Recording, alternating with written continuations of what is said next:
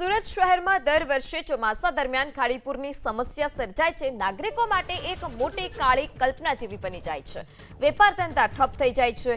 હજારો પરિવારોના ઘરોમાં ગંદુ પાણી ભરાય છે અને જીવન અસ્તવ્યસ્ત થઈ જાય છે। આ કાયમી શારીરિક અને આર્થિક નુકસાન વચ્ચે એક આશાનું કિરણ સુરતના જ એક વૈજ્ઞાનિક લાવ્યા।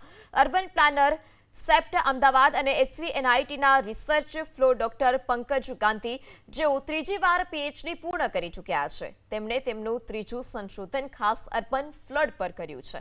તેમના સંશોધનમાં માત્ર પૂર આવવાના કારણો જ નહીં, પરંતુ વિદેશી સિસ્ટમનો ઉપયોગ કરીને સુરતને આ આપત્તિમાંથી કાયમ માટે કેવી રીતે ઉગારી શકાય તેનું આખું મોડેલ રજૂ કર્યું।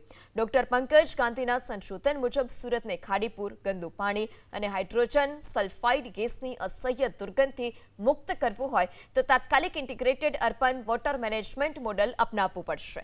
આ મોડેલ મુજબ ખાડીઓને ગંદુ ગટર ગણવાને બદલે અર્બન વોટર બોડી એટલે કે સુંદર જળાશય તરીકે વિકસાવવી જોઈએ। આ અંતર્ગત ખાડીઓનું નિયમિત ચેનલાઇઝેશન કરવું જોઈએ, તેની પહોળાઈ વધારવી અને ઇન્ટરસેપ્ટર સુએજ લાઇન નાખવી જરૂરી છે। આ લાઇન ખાડીમાં પડતા જ ગંદા પાણીને સીધું STP પ્લાન્ટ સુધી પહોંચાડાશે અને ખાડીઓ ચોખ્ખી થશે। વિશ્વના ઘણા દેશો ભૂતકાળમાં આ જ સમસ્યાઓનો સામનો કરી ચૂક્યા છે અને તેમણે ટેકનોલોજીથી તેનો કાયમી ઇલાજ કર્યો છે।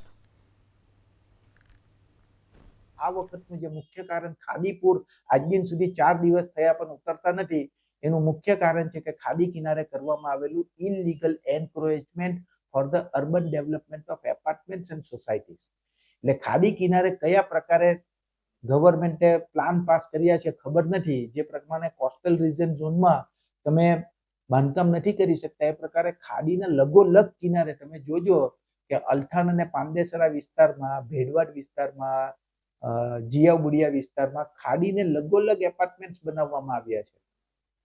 ન્યૂ સિટી લાઇટ, ભીમરાડા, બધી જ જગ્યા પર ખાડીને લગોલગ અડીને વોલ, કેચમેન્ટ વોલ ત્યાં સુધીની છે।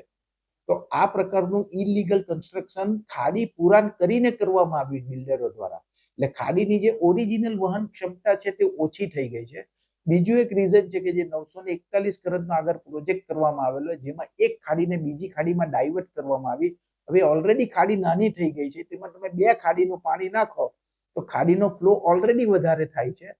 તે પાણી તમારા આજુબાજુ સ્પ્રેડ થશે જ, કેમ કે જે દિવસે વરસાદ પડ્યો 12 વાગ્યાથી શરૂ થયો અને ત્યારે હાઈટાઇડનો ટાઈમ સાંજે લગભગ 5 વાગ્યાનો હતો, એ સાતમ હતી, એટલે 5 વાગ્યાની આજુબાજુ દરિયો હાઈટાઇડ લે એટલે કોઈ પણ પ્રકારનું પાણી જે સિટીમાંથી દરિયામાં જવું જોઈએ ખાડી વાટે મિંદોરા ક્રીકમાં, એ ગયું નથી અને સિટીમાં જ સ્પ્રેડ થયું, કેમ કે આપણી પાસે સ્લુઇસ ગેટ વાલ નથી।